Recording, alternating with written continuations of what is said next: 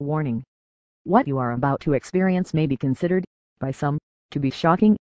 The owner of this channel is not responsible for heart attacks, epileptic seizures, pants-shitting nightmares, or decapitations of any sort. Viewer discretion is advised.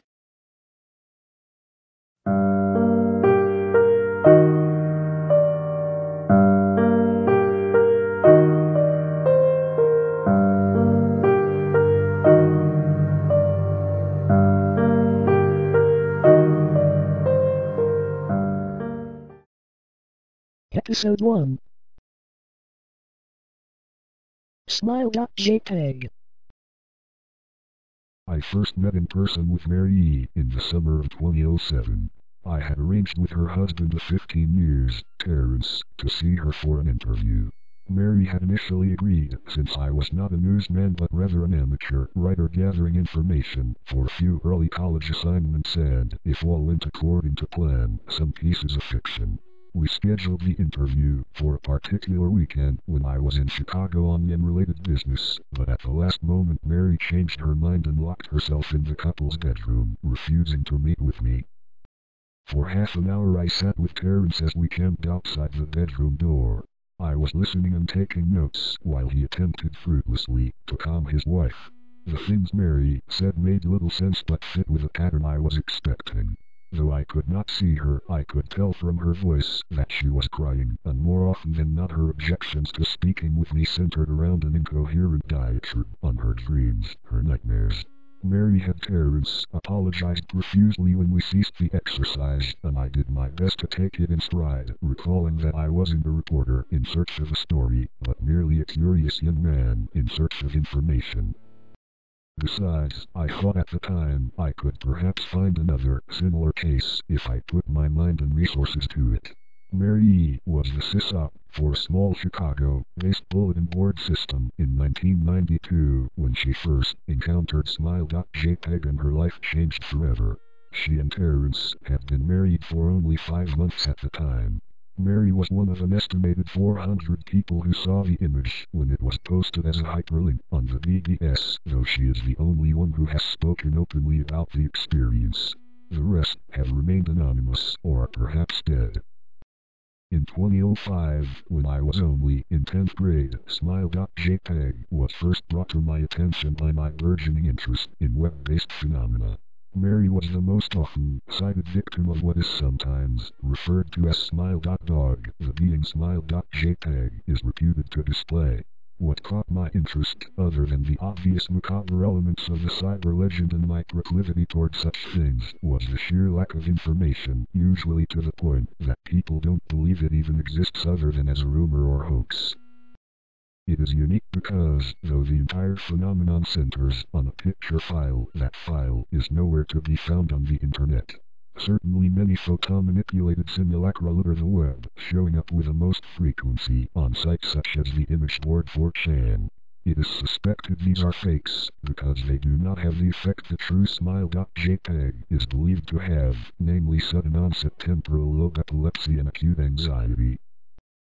This purported reaction in the viewer is one of the reasons the phantom-like Smile.jpg is regarded with such disdain, since it is patently absurd, though depending on whom you ask the reluctance to acknowledge Smile.jpg's existence might be just as much out of fear as it is disbelief. Neither Smile.jpg nor smile.dog is mentioned anywhere on Wikipedia, though the website features articles on such other, perhaps more scandal-shock sites as hello.jpg or 2 Girls 1 Cup. Any attempt to create a page pertaining to Smile.jpg is summarily deleted by any of the encyclopedia's many admins. Encounters with Smile.jpg are the stuff of internet legend. Mary E.'s story is not unique. There are unverified rumors of Smile.jpg showing up in the early days of Usenet, and even one persistent tale that in 2002 a hacker flooded the forums of humor and satire website Something Awful with a deluge of Smile.dog pictures, rendering almost half the forum's users at the time epileptic.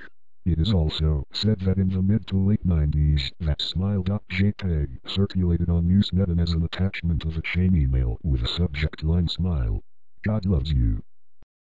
Yet, despite the huge exposure these stunts would generate, there are very few people who admit to having experienced any of them, and no trace of the file or any link has ever been discovered. Those who claim to have seen Smile.jpg often weakly joke that they were far too busy to save a copy of the picture to their hard drive. However, all alleged victims offer the same description of the photo: a dog-like creature, usually described as appearing similar to a Siberian husky, illuminated by the flash of the camera, sits in a dim room, the only background detail that is visible being a human hand extending from the darkness near the left side of the frame. The hand is empty, but is usually described as beckoning. Of course, most attention is given to the dog or dog creature, as some victims are more certain than others about what they claim to have seen. The muzzle of the beast is reputedly split in a wide grin, revealing 2 rows of very white, very straight, very sharp, very human-looking teeth. This is, of course, not a description given immediately after viewing the picture, but rather a recollection of the victims, who claim to have seen the picture endlessly repeated in their mind's eye. They are, in reality, having epileptic fits. These fits are reported to continue indeterminately, often while the victims sleep, resulting in very vivid and disturbing nightmares. These may be treated with medication, though in some instances it is more effective than others. Mary, I assumed, was not on effective medication. That was why, after my visit to her apartment in 2007, I sent out feelers to several folklore and urban legend-oriented news groups, websites, and mailing lists, hoping to find the name of a supposed victim of Smile.jpg who felt more interested in talking about their experiences. For a time nothing happened, and, at length, I completely forgot about my pursuits, since I had begun my freshman year of college and was quite busy. Mary contacted me via email, however, near the beginning of March 2008. Dear Mr. L, I am incredibly sorry about my behavior last summer when you came to interview me. I hope you understand that it was no fault of yours, but rather my own problems that led me to act out as I did. I realized that I could have handled the situation more decorously.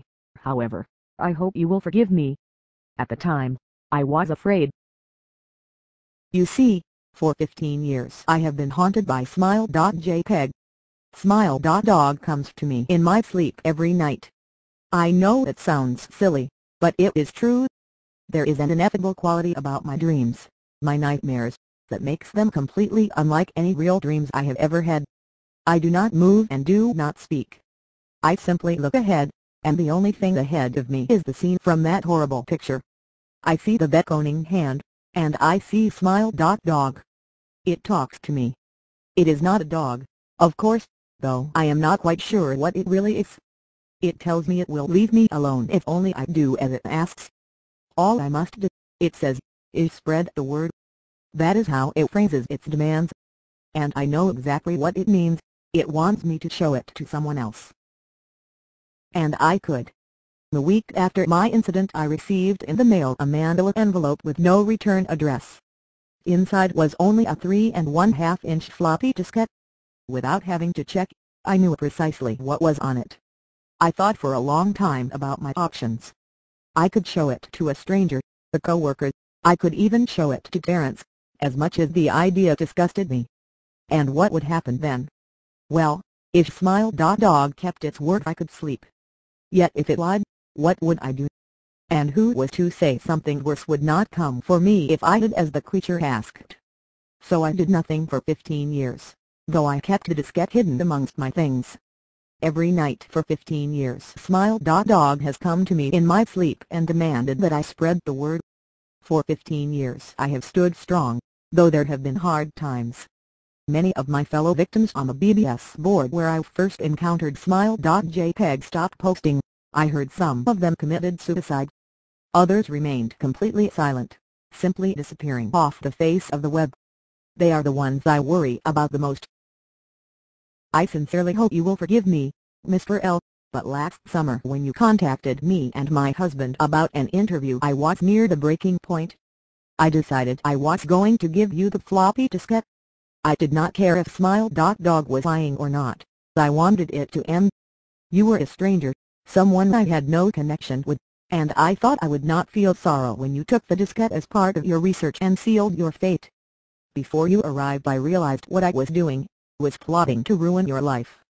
I could not stand the thought, and in fact I still cannot. I am ashamed, Mr. L, and I hope that this warning will dissuade you from further investigation of Smile.jpg.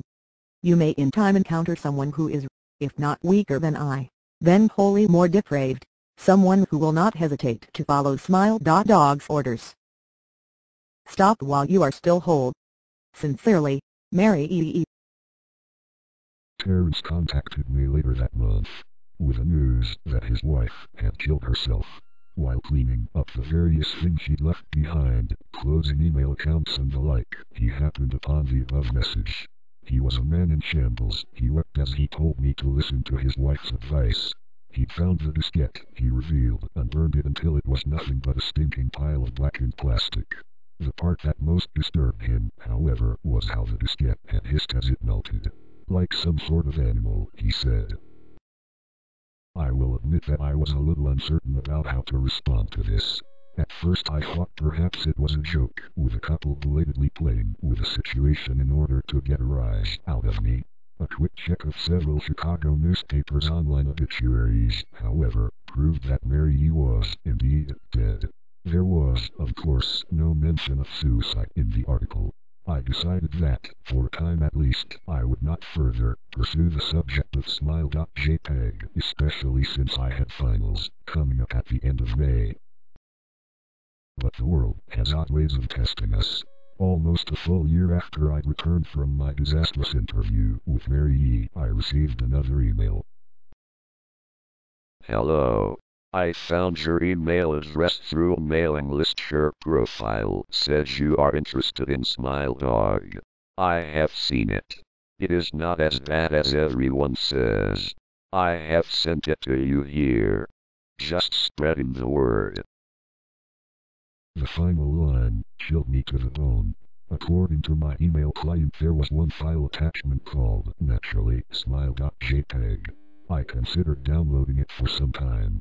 It was mostly likely a fake, I imagined, and even if it were, I was never wholly convinced of Smile.jpg's peculiar powers.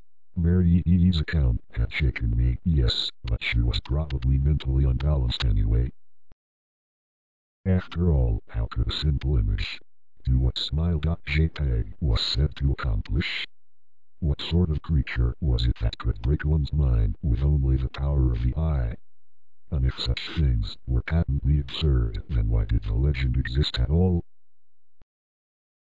If I downloaded the image, if I looked at it, and if Mary turned out to be correct, if Smile.dog came to me in my dreams demanding that I spread the word, what would I do?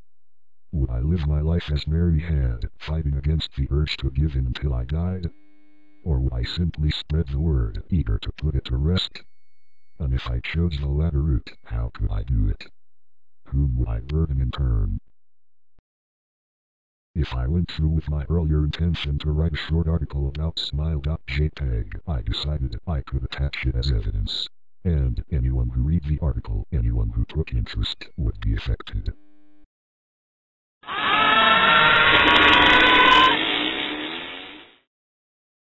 Can I bring myself to spread the word? Yes, I can.